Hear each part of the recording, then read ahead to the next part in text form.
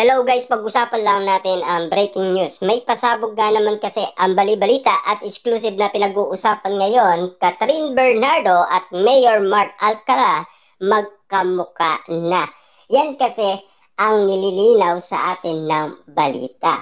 Kahit na walang resibo at ebidensyang makakapagsasabi na talagang nagkikita at lumalabas sina Mayor Mark Alcala at Catherine Bernardo. Kahit na ang sinasabi ay privacy daw sa date ni na Catherine Bernardo at Mayor Mark Alcala. Kahit na, 'di ba? Sa mga restaurant nga naman kasi, alam natin 'yan na talagang parang ang kanilang background kapag nakita mo nakasalamin lang 'yan.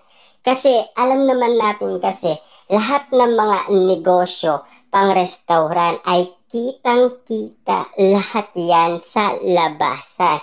Posibleng hindi makikita yan ng iba't ibang mga tao. Ayon pa sa bali-balita, naka-follow ang kaibigan ni Catherine Bernardo na isang videographer sa umano'y kadate niya na si Mayor Mark Alcala. Ito ang napansin ng mga netizens. Yan kasi ang mga pinag-uusapan ngayon sa social media.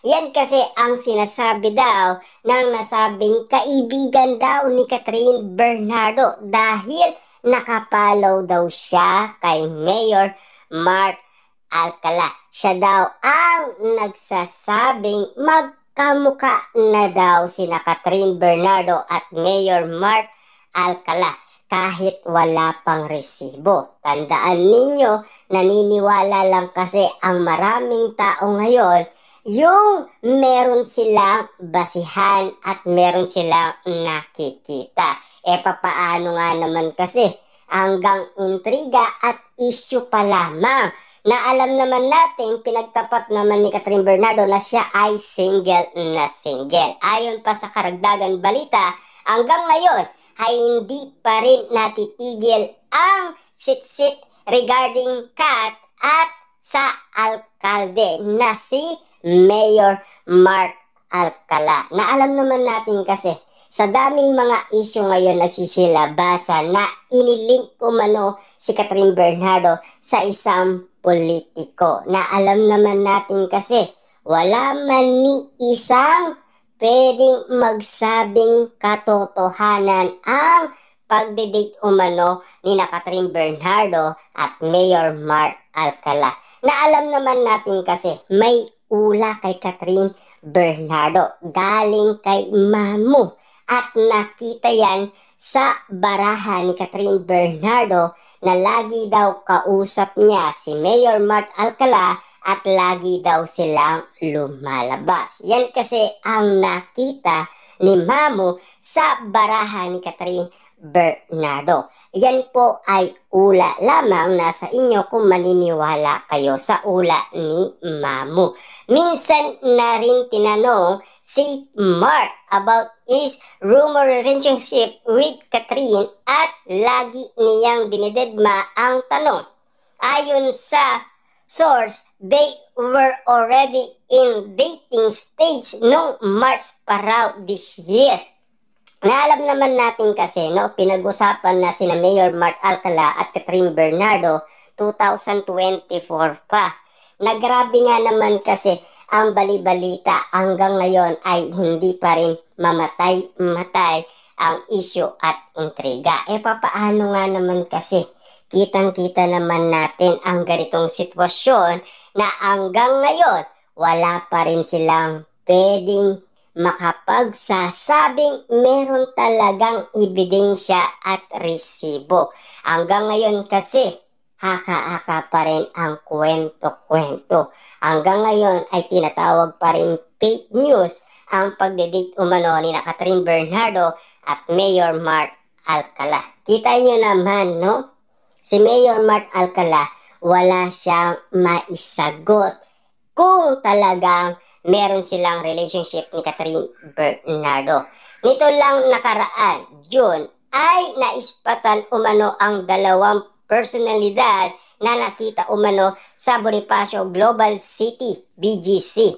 Ang inahanapan ng netizens na resibo ang source kung totoo nga nakita niya ang dalawa.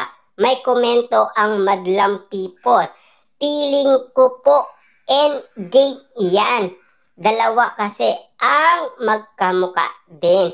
So, may alam talaga ang friend ni Catherine Bernardo sa mayor, boyfriend niya. Ayaw magsalita, dinaan sa pagpalo. Na alam naman natin kasi, no? Kung talagang meron siyang alam, siyempre hindi niya naman talaga sasabihin niya. Yan kasi ay privacy umano kung talaga makatotohanan. Siyempre alam naman natin kasi noon, nahuli din si Mami Min Bernardo nag-follow at unfollow din kay Mayor Mark Alcala at nag-inala na umano ang karamihan. Ayon pa sa iba, say naman ng isang committer at the end of the day, siya rin magdidesisyon sa lalaking mamahalin niya. Na alam naman natin yan. Kasi si Catherine Bernardo, ang bukang bibig niya, Daniel Padilla pa rin. Wala naman siyang sinabi kung sino-sinong pangalan. Basta't ang naririnig lang natin na kwento-kwento umano na galing sa bibig ni Catherine Bernardo, walang iba kundi si Daniel Padilla. Yun kasi ang lumalabas sa bibig ni Catherine Bernardo. May kasama pang luha ng pagmamahal. Ibig sabihin talaga hanggang ngayon, sabik pa rin si Catherine Bernardo kay Daniel Padilla. Hanggang ngayon kasi, kitang-kita nyo naman talaga na single pa rin sila hanggang ngayon. 2 years na kasi ang kanilang iwalayan, pero wala pa rin silang jowa hanggang ngayon. Kaya nga naman kasi umaasa pa rin ang mga Dilulo fans na mga Katniel fans, baka magkaroon ng pag-asa na magkabalikan umano sina Catherine Bernardo at Daniel Padilla. Yan ang inala nila.